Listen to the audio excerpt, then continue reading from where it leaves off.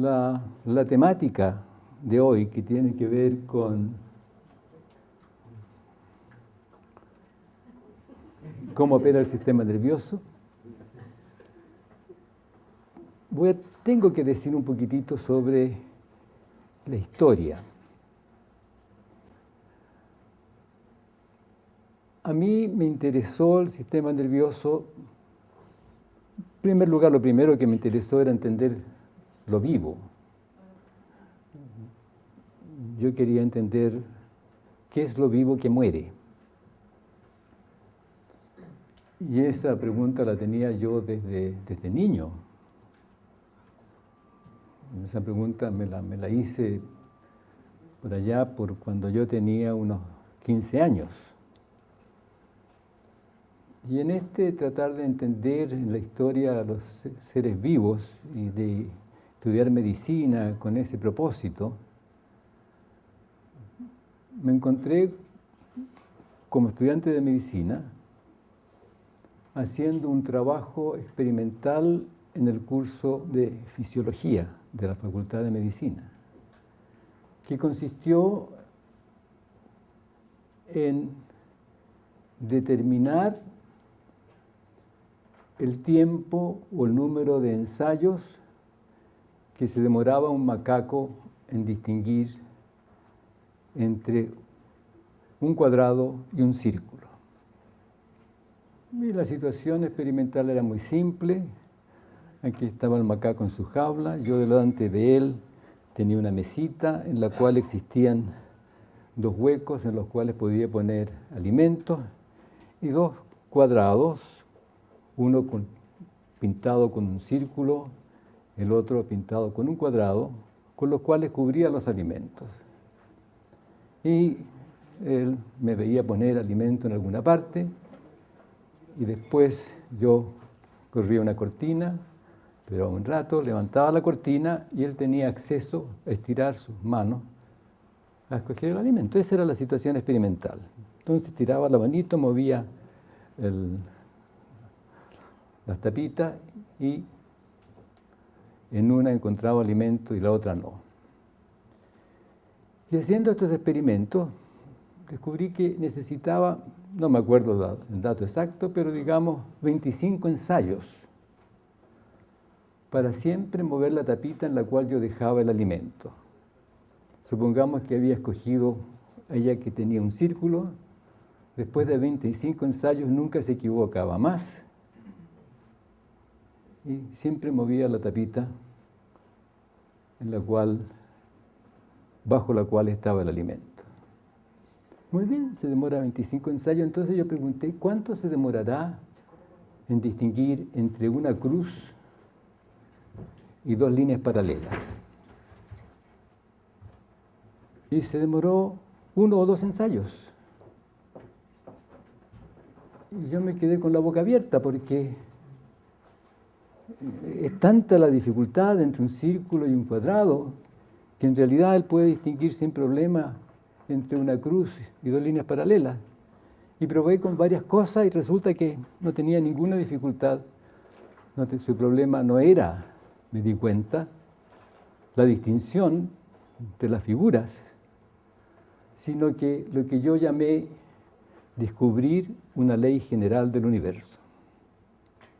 Y la ley general del universo es que yo era consistente, que siempre ponía la comida debajo de la misma tapita. Interesante, ¿eh? O sea, lo que yo pensaba que era problema no era problema, era una cosa radicalmente distinta, porque ve esencialmente igual que nosotros. Entonces yo pensé, bueno, así hice mi presentación, se rieron mucho de mí mis compañeros, porque ¿cómo el macaco distinguiendo una ley general del universo? Estoy hablando de 1951. Bien, con el correr del tiempo, estuve enfermo del pulmón varios años, estuve 1 año en el Hospital Salvador, 1 año en el sanatorio de Putaendo, cuando este era sanatorio de tuberculosis. No terminé medicina. En el cuarto año acepté una invitación para ir a Inglaterra a estudiar anatomía. Yo quería estudiar biología, pero me fui a Inglaterra a estudiar anatomía. Después no terminé allá.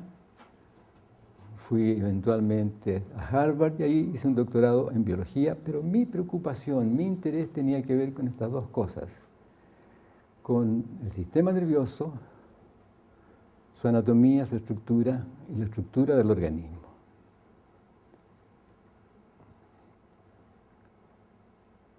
Y yo hice efectivamente una tesis en neuroanatomía, estudiando la microscopía electrónica del nervio óptico de la rana, pero mi preocupación estaba en cómo funciona, cómo opera el sistema nervioso.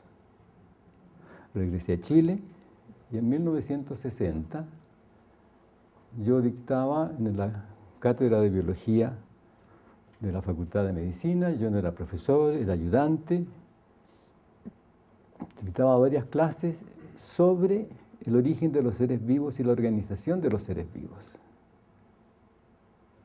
Y al final de este ciclo, que era un ciclo cortito, eran 5 clases, un alumno levanta la mano y me pregunta: señor, usted dice que los seres vivos comenzaron en 1960, hace 3.800 millones de años. ¿Qué comienza hace 3.800 millones de años, de modo que usted puede decir ahora que los seres vivos comenzaron entonces? Yo escuché esa pregunta, me puse colorado varias veces y dije, no la puedo contestar.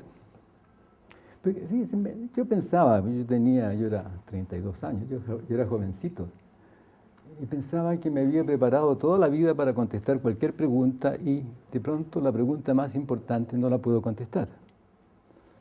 Y digo, si usted viene el próximo año, yo le voy a proponer una respuesta. Así que me di un año de tiempo, por lo menos, para un poco más largo que lo que dan a ustedes cuando toman un examen, ¿no? Un año para contestar qué comienza cuando comienzan los seres vivos hace 3.800 millones de años. Ahora, yo había hablado de los seres vivos, no de la vida.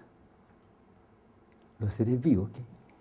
Pero hace una pregunta que es muy interesante, porque me pregunta algo que yo no puedo contestar desde allá, desde hace 3.800 millones de años, sino que tengo que contestar desde ahora.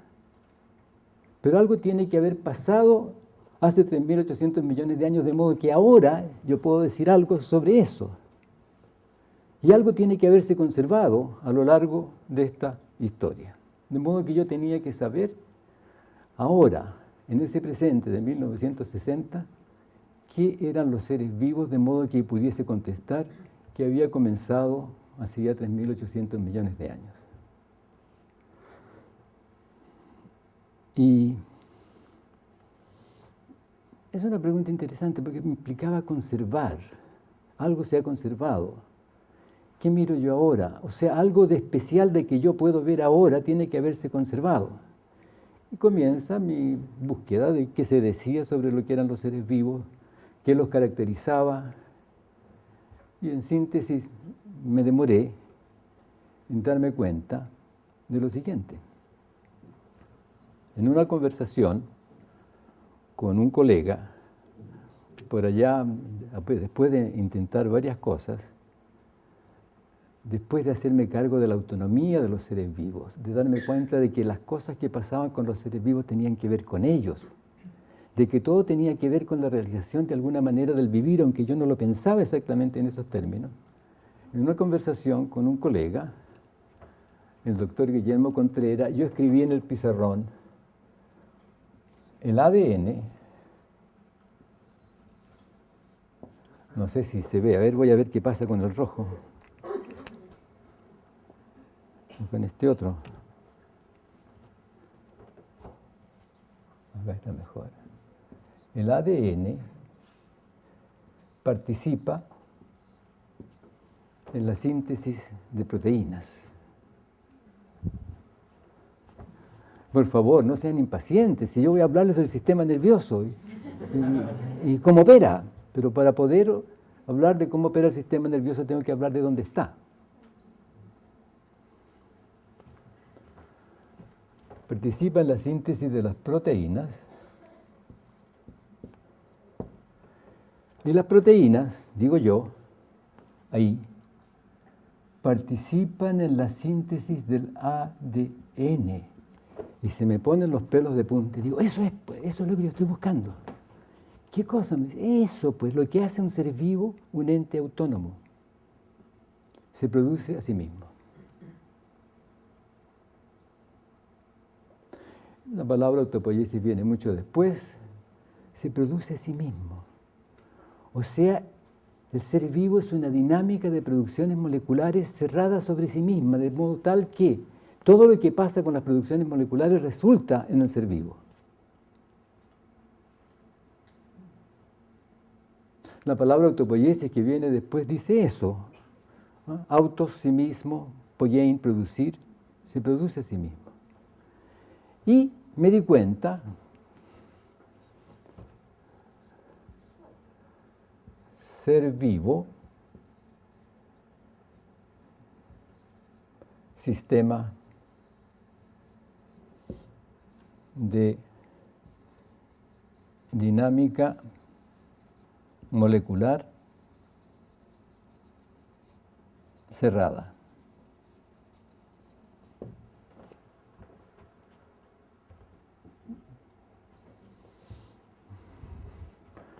Síntesis de proteínas, de aminoácidos, de lípidos, lo que fuere, los cuales participan en la síntesis del ADN, que participan en la síntesis de proteínas, etc. Eso es. Y de hecho, en 1960 ustedes podían visitar un laboratorio de biología molecular o de bioquímica, que era entonces, y mirar la pared. Y me decían a mí, ¿por qué mira las paredes? Bueno, porque ahí en las paredes está todo. ¿Cómo? Mira este diagrama o este cuadro de la dinámica de la síntesis de la glucosa o de la síntesis del ATP. Y son todos procesos circulares. Claro, cosas entran y cosas salen, pero la dinámica es circular. Los seres vivos somos sistemas de dinámica circulares cerradas sobre sí mismas. Muy bien. Pero en mis aventuras, por entender lo vivo, cuando yo hice mi tesis, o después de hacer mi tesis sobre anatomía, trabajé en el MIT, en el Tecnológico de Massachusetts, con un distinguido neurofisiólogo, el profesor Ledwin, estudiando la visión, tratando de registrar de las neuronas del cerebro en relación al sistema visual, cómo respondían las neuronas a puntos de luz. Porque en esa época, en 1958, se estudiaba la visión con puntos de luz. Y habíamos hecho todo un aparataje para proyectar puntos de luz y moverlos, y para que el ojo los mirase. Pero yo había pedido tener allí un pequeño laboratorio de neuroanatomía donde yo miraba y tenía neuronas de la retina, así que miraba las neuronas de la retina en la mañana. A mediodía llegaba mi amigo, el profesor Ledwin, y me decía, ¿quién crees tú que se va a molestar más con los descubrimientos que hicimos ayer para ir a contárselos? Él era un hombre grande, mucho más grande que yo. Y entonces yo lo acompañaba, yo lo seguía mientras él contaba las aventuras que habíamos tenido con los registros el día anterior. Pero un día entre los días, él tuvo que ausentarse por 5 días y yo me quedé en el laboratorio y dije, esta es la mía. Ahora estoy solito y voy a hacer las cosas como a mí se me ocurren. Porque además toda esta maquinaria electrónica para proyectar puntos de luz, yo no la entiendo mucho, no la voy a tocar. Así que lo que voy a hacer es mover mi mano delante de la rana. Ir con un electrodo al nervio óptico, aislar una neurona, y cada espiga, cada impulso nervioso era asociado a un sonido. Así que si yo movía la mano delante del ojo de la rana, que yo había aislado una particular, fibra nerviosa que se caracterizaba por una forma de su espiga, yo podía oír pip, pip, pip, pip, pip, pip, pip, pip, los impulsos nerviosos. Y variando esto, de pronto encontré lo siguiente: pip, pip, pip, pip, pip, pip, pip, pip, pip, pip, pip, pip, pip, pip. Respondía direccionalmente. Pero eso era muy extraño porque se suponía que las computaciones no se hacían en la retina, sino que se hacían en el sistema nervioso central. ¿Qué es esto? Yo pensé entonces que eso tenía que asociarse a la forma de una de las neuronas que yo estaba viendo y dibujando en mi pequeño laboratorio. Le cuento a mi colega Ledvin y nos dedicamos a estudiar eso. Y nos dimos cuenta de que uno podía asociar distintas configuraciones de movimiento de puntos negros con distintas clases de neuronas. O sea, había neuronas que respondían al movimiento direccional, otras que respondían a un borde que se detenía, así venía pi, pi, pi, pi, pi, pi, pi, pi, pi, pi, pi, pi. O sea, distintas clases de neuronas. Cuando regresé a Chile, yo pensé que yo podía hacer lo mismo con los colores, que yo debía poder encontrar en la paloma, registrando directa o indirectamente desde el nervio óptico de las neuronas de la retina de la paloma, yo debería poder encontrar neuronas que respondían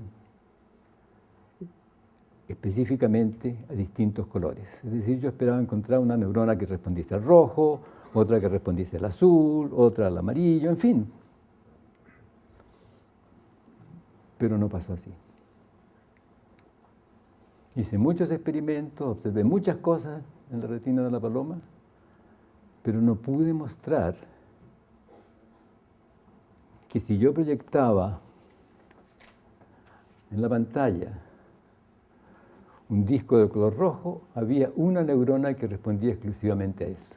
Todas las neuronas respondían prácticamente a toda la gama cromática, con distinta intensidad, sí, pero no había ninguna que respondiese unívocamente a un color especificado en términos de la composición espectral de la luz.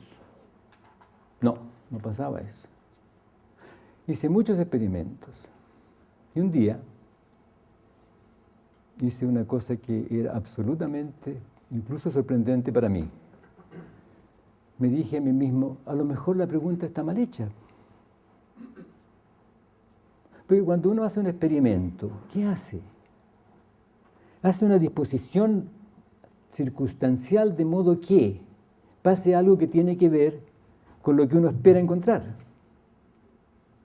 Y si uno no encuentra lo que espera encontrar, hace más experimentos. Y yo hice así, muchos experimentos, tratando de mostrar una correlación unívoca entre la actividad de una neurona y un color según su composición espectral. Nunca pude hacer eso. En algún momento, después de hacer toda clase de variaciones, del registro, de la anestesia, de todo, dije, a lo mejor la pregunta está mal hecha. A lo mejor la actividad de la retina no se correlaciona con el color que yo le presento en términos de su energía espectral, sino que se correlaciona con el nombre del color. Y claro, cuando yo comenté esto, todos dijeron, pero estás loco, hombre, si el nombre es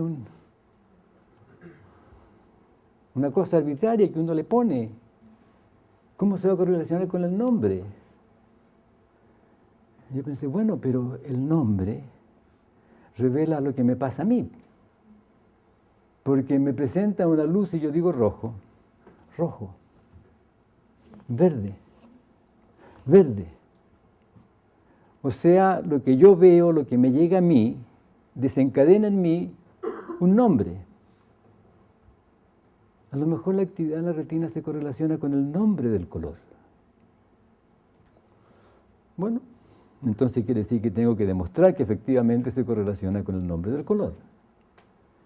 Y efectivamente pude hacer y demostrar experimentalmente que la actividad de la retina de las distintas clases de neuronas se correlacionaba con el nombre. Es decir, uno podía mostrar, y lo hice con palomas, que una paloma cada vez que la paloma picoteaba, por ejemplo, le enseñaba a picotear el rojo, o a una sombra cromática roja o verde. Si ustedes salen a la calle y hay avisos luminosos y hay luz de los postes de alumbrado y pasan frente a una situación en que tienen aquí un aviso luminoso rojo y aquí la luz blanca del alumbrado de la calle, y van a descubrir que tienen dos sombras. Una sombra roja y una sombra verde.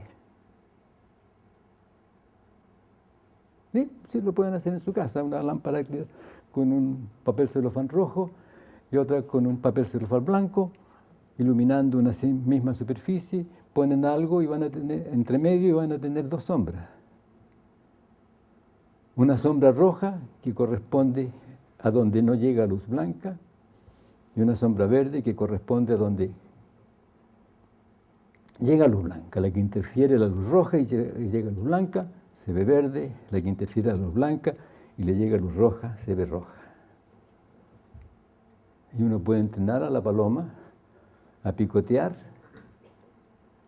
a la sombra verde y al verde espectral. Es decir, yo la entreno a picotear el verde espectral y le presento una sombra de color verde y me picotea también. ¿A qué está picoteando? A la composición de la luz, al nombre.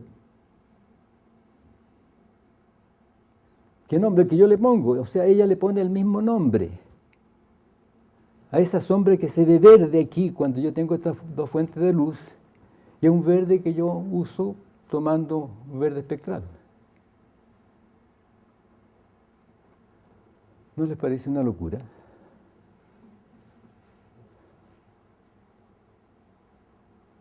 O sea, la paloma trata de la misma manera el verde espectral que el verde de la sombra de color.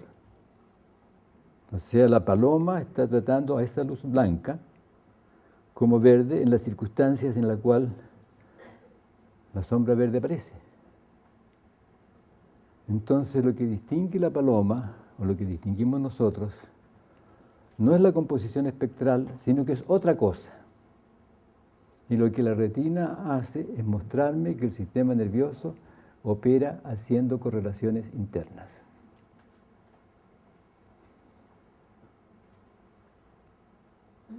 Es decir, correlacionando la actividad de la retina, cualquiera que ésta sea, con algo que le pasa a él bajo ciertas circunstancias en su interioridad, y cada vez que le pasa aquí en la retina algo de una cierta clase, en su interioridad le pasa lo mismo. ¿Puede uno mostrar qué es lo que está pasando en la retina en la sombra de color? Sí, se puede mostrar. Se puede mostrar que hay una configuración particular de relaciones de actividad en las neuronas de la retina, que es la misma frente a una sombra verde y a un verde espectral.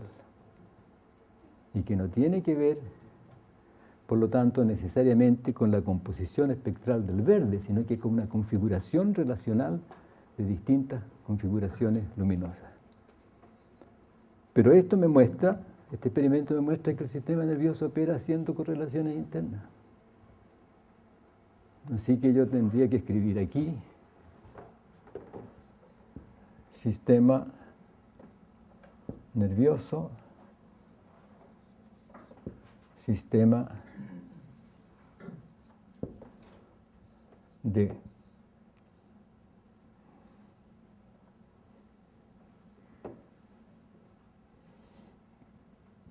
relaciones de actividad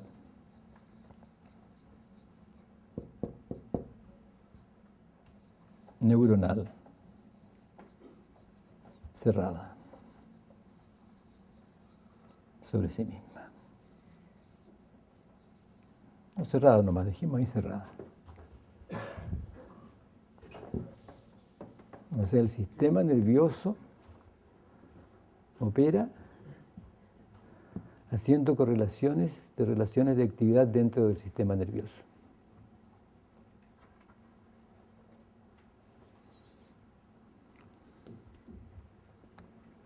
Ahora, si uno mira la anatomía del sistema nervioso, ve que es una red neuronal. Es decir, una red de células que se interconectan entre sí y que tienen ciertas características que llamamos neuronas. ¿Y qué pasa con esa red? Lo que pasa es que tenemos una red de neuronas, pero esa red de neuronas genera actividad entre neuronas en la dinámica cerrada de toda su conectividad. Voy a hacer otro dibujo, tengo que borrar aquí para hacer el otro dibujo.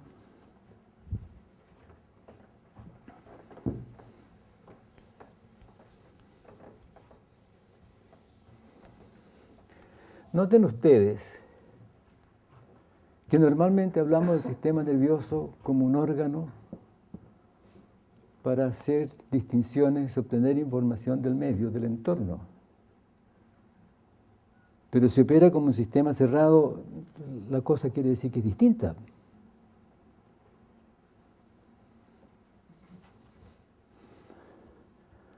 Supónganse ustedes que tienen aquí una maquinita. Por ejemplo, aquí hay una grabadora. Y ustedes han gastado plata en comprarse su grabadora, la usan, estupenda, y un día aprietan el botón que dice grabar y no funciona. ¿Qué hacen ustedes? Van donde el doctor, donde el médico. Doctor, por favor, examíneme el dedo índice que no funciona mi grabadora cuando aprieto el botón que dice grabar. Se ríen porque uno no hace eso. Uno sabe que el dedo no es el que determina lo que hace la grabadora, sino que van donde alguien que entienda cómo está hecha la grabadora y le modifique la hechura de modo que la próxima vez que apriete el botón que dice grabar, desencadene un proceso determinado en la hechura de la grabadora. La grabadora es un sistema determinado en su estructura. Todos sabemos eso. Operamos con la confianza de que las cosas son así. Cada vez que ustedes compran un automóvil, se sacaron la lotería y dicen, esta es mi oportunidad, me compro un automóvil, ¿qué esperan? Que le den una garantía sobre la hechura. ¿Cuántos años de garantía tiene de que la hechura va a funcionar de acuerdo a cómo está hecho? Digamos que el automóvil va a funcionar de acuerdo a cómo está hecho. O sea, ustedes esperan que el automóvil funcione como un sistema determinado en su estructura y que sea confiable en su operar. Si yo caminase por aquí donde está el cuadro del programa Explora de CONICYT, supongamos que no está, y ven el muro, y yo paso de largo, ¿se sorprenderían? ¿Se sorprenderían? Sí. Por supuesto que se sorprenderían. ¿Y qué harían? Dirían, claro, pero el doctor Maturana, ¿a qué alturas habrá llegado? Porque... Pero ya cuando se les pasa ese entusiasmo místico, van y vienen aquí y tocan. A ver, ¿dónde estará la puerta secreta? ¿Dónde estará? Y tocan. Porque ustedes saben que no pueden pasar un muro si no hay una puerta. De hecho, las puertas son aspectos de los muros a través de los cuales se puede pasar, sin violar el determinismo estructural. Y nosotros somos sistemas determinados en nuestra estructura porque somos sistemas moleculares. Es decir, lo externo no especifica en nosotros lo que nos sucede. solamente puede gatillar en nosotros cambios estructurales determinados en nuestra hechura. Y confiamos en que es así. Cuando uno se enferma y va donde el médico y le dice, doctor, por favor, examíneme la hechura, que tengo aquí una molestia. Y el doctor le examina la hechura y dice, sí, claro, la tiene medio mala con unos cálculos biliares. Pero yo se la arreglo. ¿Y qué le arregla el doctor? La hechura. Le saca la vesícula biliar o algo así. De modo que vivimos en la confianza en el determinismo estructural y de que éste no se viola y no se puede violar. Bueno, entonces, ¿cómo funciona el sistema nervioso? ¿Cómo funciona la percepción?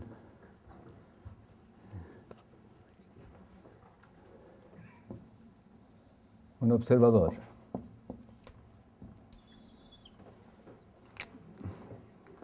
Cometí el error de cambiar de plumón.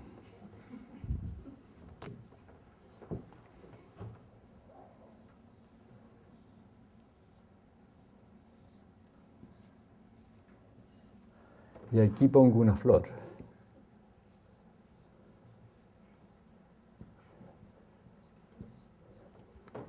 En un macetero.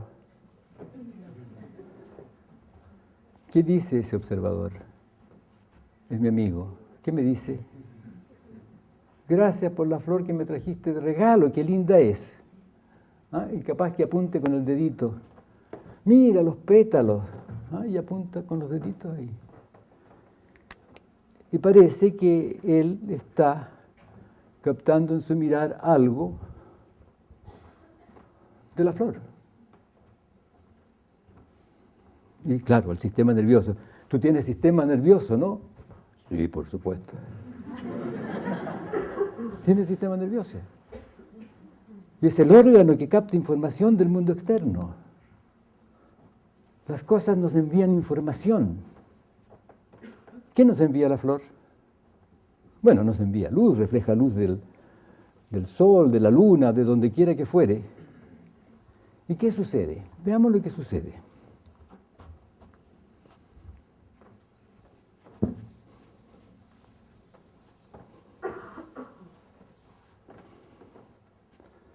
Supongamos que tengo un fotorreceptor. Que he cortado, he fijado la retina y la he cortado en tajaditas y tengo un fotorreceptor. Pero ahora es un fotorreceptor que está vivito, no lo he cortado, estoy representando aquí con el dibujo lo que yo veo cuando examino un fotorreceptor. Y en esencia lo que veo es lo siguiente. Una célula que tiene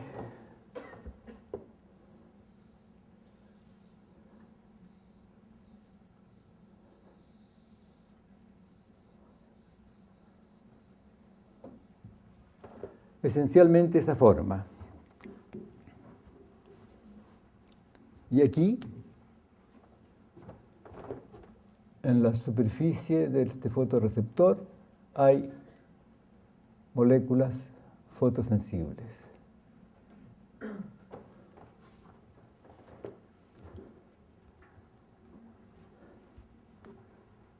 No se ven. Bueno, ¿no? Son moléculas que tienen esta forma. ¿Mm? Y aquí hay una flor.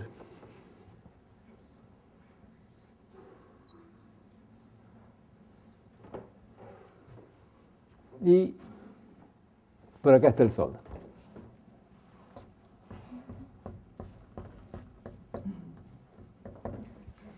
Encantado de la vida. Y manda rayitos. Y llega un rayito de sol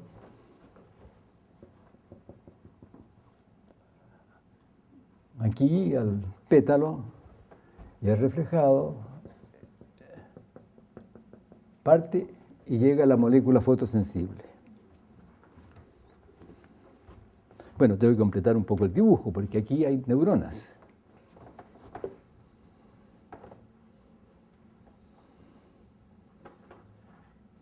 De distinta clase.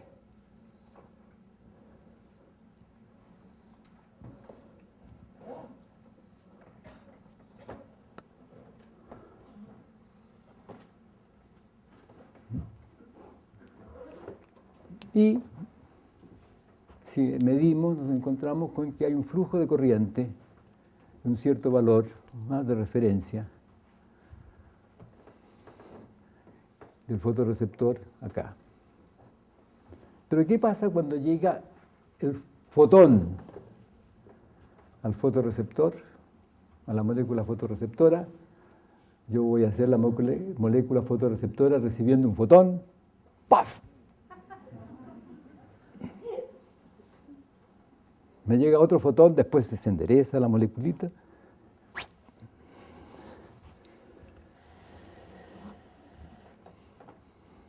Hay otras moléculas en la membrana, porque esto es en la membrana. Entonces, llega el fotorreceptor a la molécula fotosensible. Este fotón ya se cambia de forma, cambia sus relaciones con el resto de la membrana y se genera un flujo de corriente. Que pasa por todo el fotorreceptor y toda la conectividad que este fotorreceptor tiene en la retina. Fíjense que lo que está pasando con el fotorreceptor no tiene nada que ver con la flor. Claro, nosotros, mi amigo observador, dice, claro, yo veo que viene de allá, pero podría venir de otra cosa.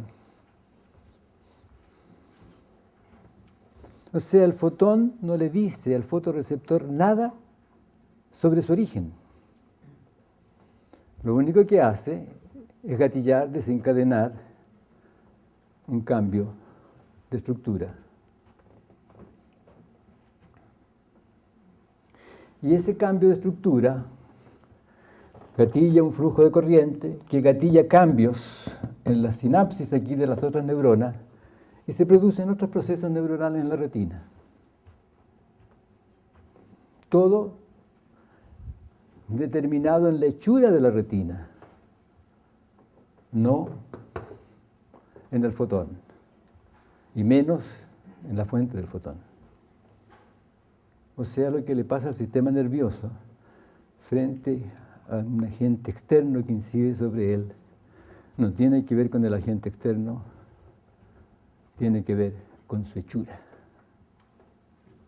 ¿Y cómo es esto entonces del conocer? ¿Cómo es esto de captar de información? No pasa. Es otra cosa la que tiene que pasar. Porque ustedes se paran de aquí y van a la florería y compran una flor y se la llevan a su pareja o a la mamá o a alguien. El otro dice qué linda es la flor. ¿Cómo pasa eso? Cuando lo que está pasando en el sistema nervioso con la flor no tiene que ver en su operar con la flor, porque la luz desencadena un proceso determinado en el sistema nervioso. Pero el sistema nervioso opera como un sistema cerrado. Veamos un poquitito más.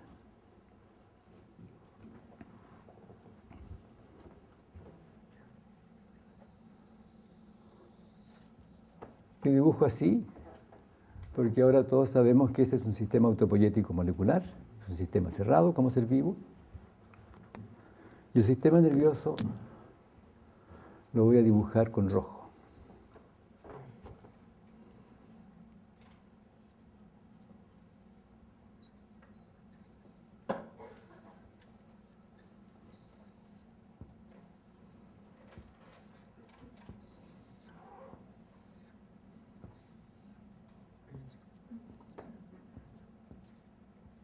El sistema nervioso es una red de elementos neuronales cerrada sobre sí misma, de modo que uno puede recorrer toda la red sin salirse de ella. El sistema nervioso no se encuentra con el medio, pero tiene elementos que voy a llamar efectores y sensores.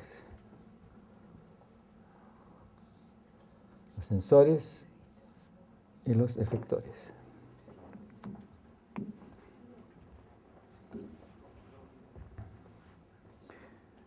Todo lo negro es organismo propiamente tal, y todo lo rojo es sistema nervioso.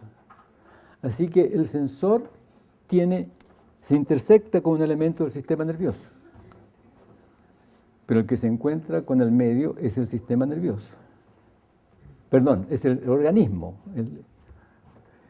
Y el efector se intersecta con un elemento del organismo que es el efector, de modo que el que se encuentra con el medio es el efector, no el elemento neuronal del sistema nervioso que se intersecta con él. Pero cuando en este encuentro algo del medio incide sobre el sensor o sobre el receptor, gatilla un cambio estructural en el receptor, el cual gatilla un cambio estructural en el elemento neuronal y se produce una dinámica interna de cambios de relaciones de actividad. Eso ustedes lo pueden ver examinando la anatomía, examinando los registros que se pueden hacer. Y cuando se activa el elemento neuronal que se intersecta con el efector, se gatilla un cambio estructural en el efector, el cual incide sobre el medio. Eso es fácilmente visible en los músculos, por ejemplo. De modo que el sistema nervioso no se relaciona con el medio. ¿Qué es lo que pasa? Tiene que pasar otra cosa. Muchos años atrás, por allá por 1940, un distinguido neurólogo norteamericano, Roger Sperry, hizo un experimento. Y el experimento que hizo fue tomar una salamandra. Las salamandras son anfibios con cola, que viven en el agua, o algunos viven en la tierra, y los que viven en la tierra se alimentan tirando su lengüita, por ejemplo, frente a un gusano, frente a un insecto. Hay un insecto, tira la lengua, se pega, el insecto queda pegado a la lengua y se lo comen. Ahora, las salamandras tienen una capacidad de regeneración y de cicatrización muy notable.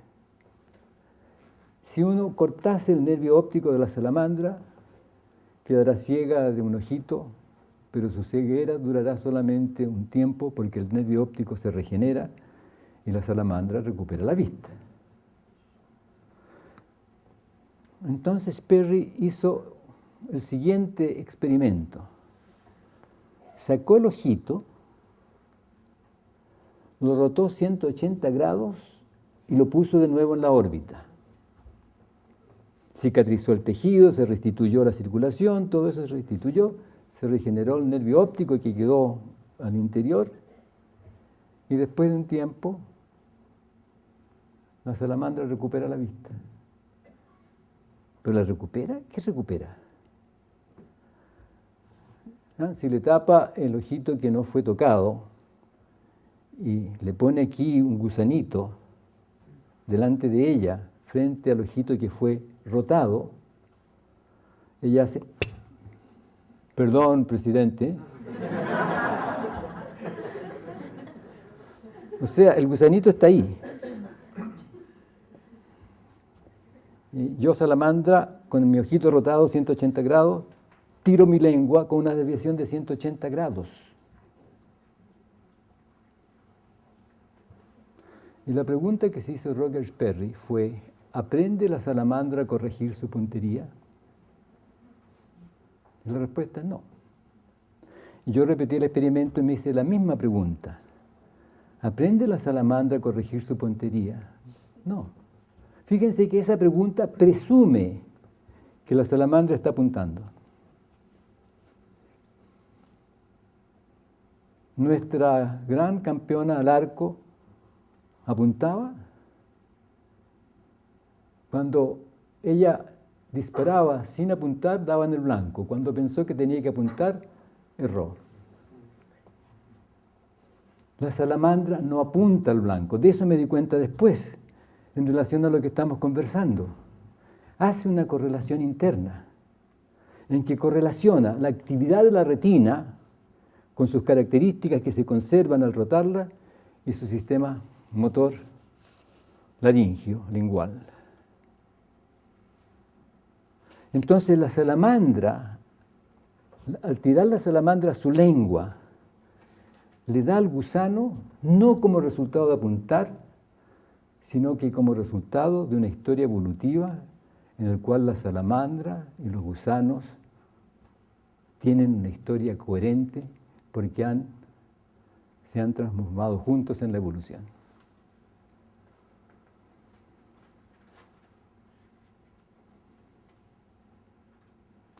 Por favor, fíjese que es interesante lo que estoy diciendo.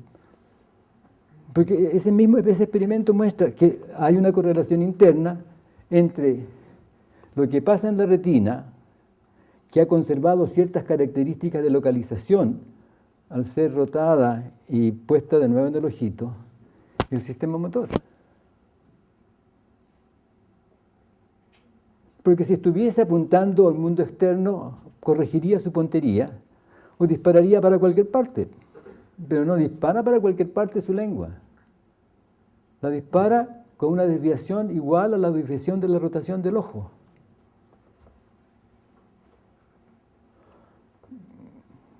En el momento en que uno se pregunta si la salamandra corrige la puntería, está atrapado, porque presume que apunta.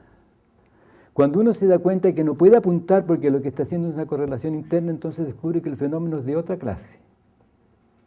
Es un fenómeno de transformación histórica congruente entre dos clases de organismos en una historia evolutiva que corresponde al ámbito ecológico. Lo que ha pasado, y con esto voy a terminar para la tranquilidad de todos. Por supuesto que no les hay más que decir, así que si me invitasen otra vez tal vez diría, pero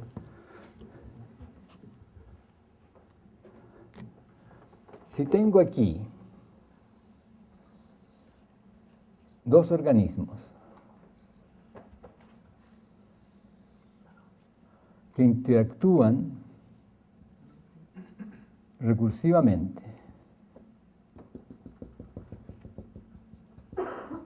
Recursivamente quiere decir que interactúan de modo que cada nueva interacción se monta sobre el resultado de una interacción anterior.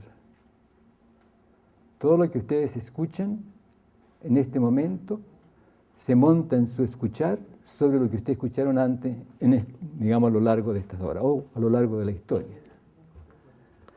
Y estos dos seres vivos en estas circunstancias se transforman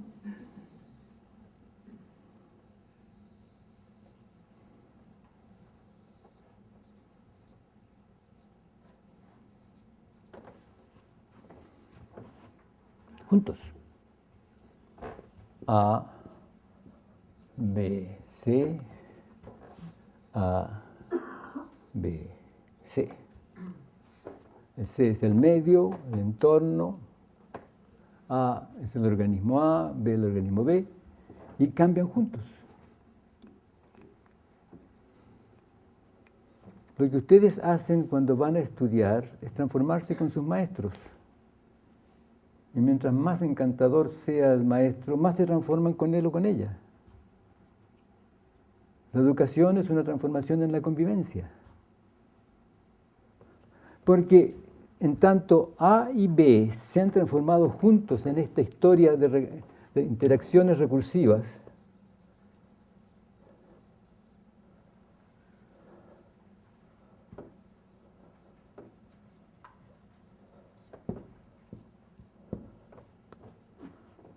A y B hacen cosas distintas.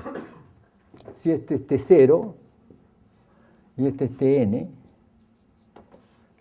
A y B hacen cosas diferentes.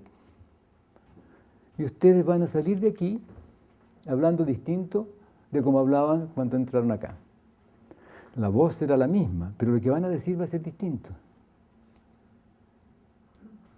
Yo no los estoy pidiendo que lo hagan, ¿no? Los va a pasar solos, se van a encontrar y decir, oye, pero ¿entendiste algo de todo lo que dijo este señor?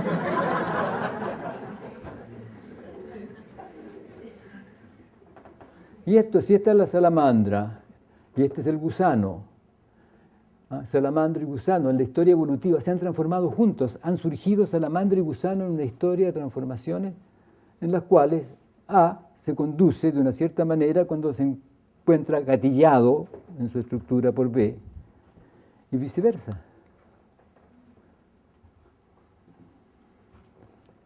De modo que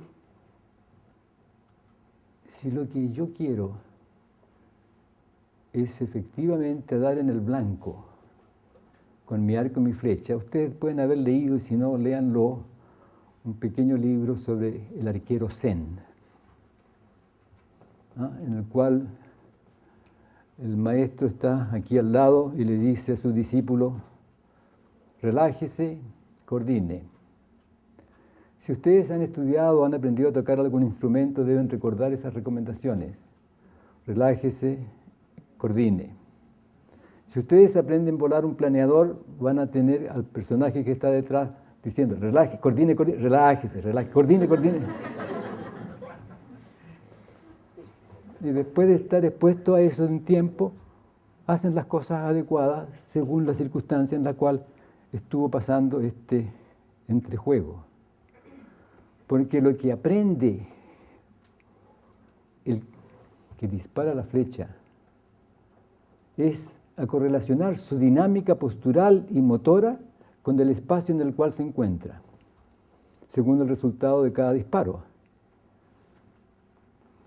Pero cuando introduce la tensión del deseo de apuntar, distorsiona la circunstancia y yerra. ¿No? Relájese, si la flecha va a llegar solita al blanco. Y eso es lo que pasaba antes de entrar a la última competencia con esta maravillosa mujer que tiraba al blanco. El sistema nervioso lo que hace es generar correlaciones internas entre sensores y efectores en un ámbito relacional cambiante en el cual se conserva el vivir. Cambia, por lo tanto, la estructura de los organismos, cambia la estructura del sistema nervioso, pero el sistema nervioso opera sin decirnos nada sobre un mundo externo, sino que solamente diciendo algo sobre las correlaciones sensoefectoras que se realizan, de modo que pasan ciertas cosas que al organismo le resultan satisfactorias.